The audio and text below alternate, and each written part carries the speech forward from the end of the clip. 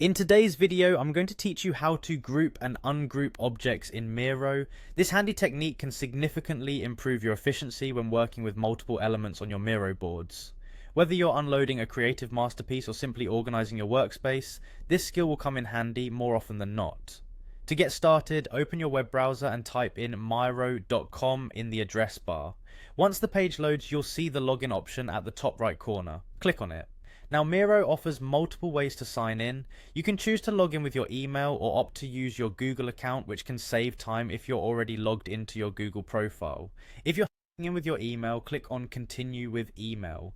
After successfully signing in, you'll be directed to your Miro dashboard. Here, you'll see a list of your boards. Go ahead and click on the board where you want to group or ungroup objects. You should now see your Miro board ready to be managed. Let's dive straight into the action. Start by clicking and dragging your cursor over the objects you wish to group. This action highlights all the chosen items, indicating that they are ready for the next step.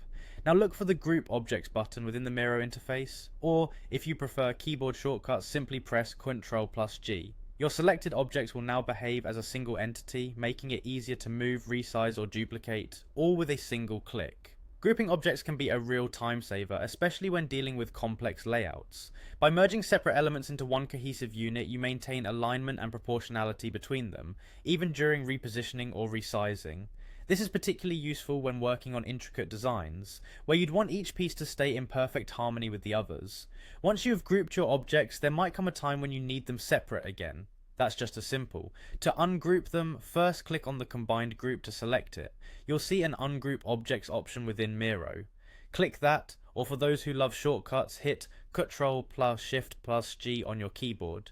Your objects will revert to their individual state, ready for any adjustments you might need to make. Ungrouping is beneficial when you need to make edits to individual parts of what's now a larger, cohesive unit. Say you've made a graphic and need to adjust one element without disrupting the entire group. Ungrouping allows you that flexibility. And there you have it, a simple yet powerful tool in Miro to help manage your projects with ease. Grouping and ungrouping can streamline your workflow, giving you more time to focus on creating without getting bogged down by the intricacies of managing individual components.